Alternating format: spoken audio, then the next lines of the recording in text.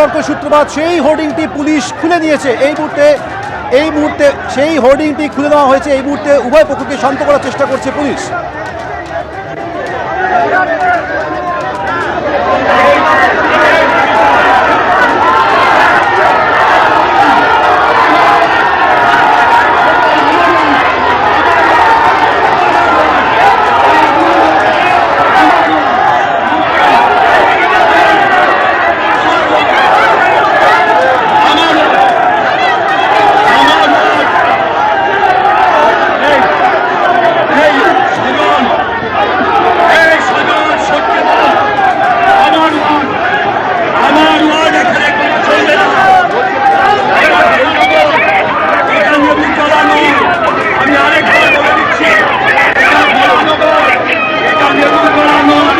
মিথ্যে কথা বলছেন, বিজেপির কালচারটাই মিথ্যেবাদী কথা।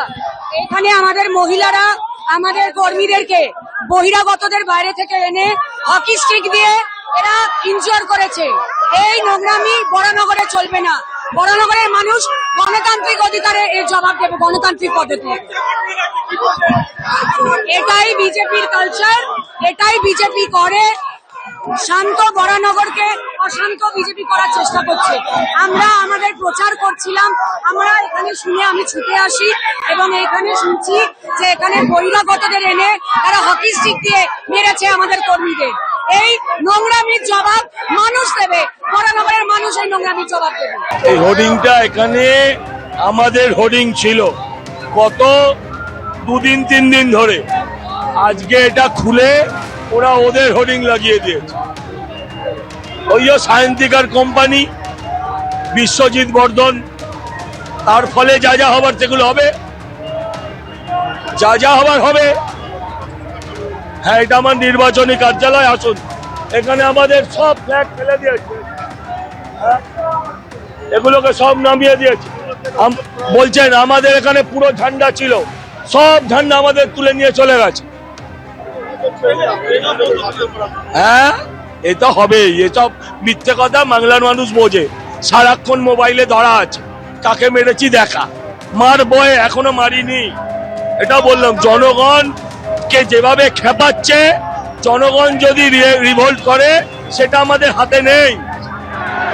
আমাদের প্রতিনিধি সমীরণ পাল আমাদের সঙ্গে রয়েছেন। সমীরণ, আর মাত্র কয়েক সপ্তাহ বাদে বিধানসভা নির্বাচন, যেখানে আমরা দেখতে পাচ্ছি পোস্টার লাগানোকে কেন্দ্র করে বরানগরে এইরকম তুলকালাম পরিস্থিতি তৈরি হলো, যেখানে তৃণমূল বিজেপি দুদলের মতো সংঘর্ষ অবধি হলো।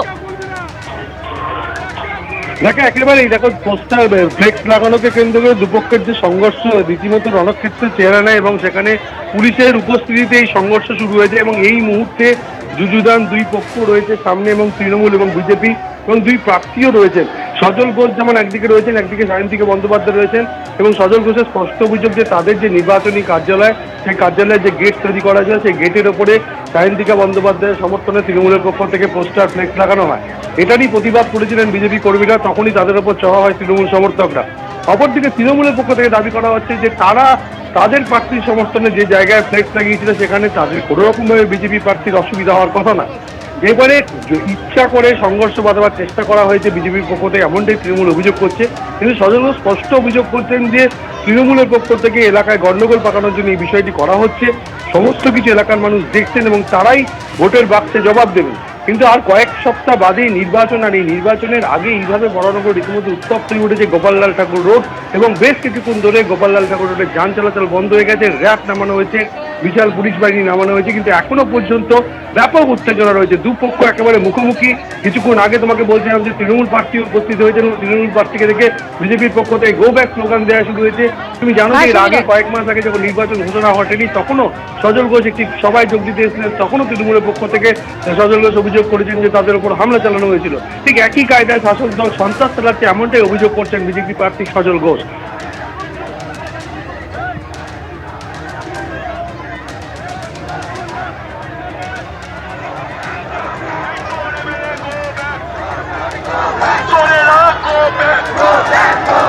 এবিপি আনন্দ, এগিয়ে থাকে, এগিয়ে রাখে।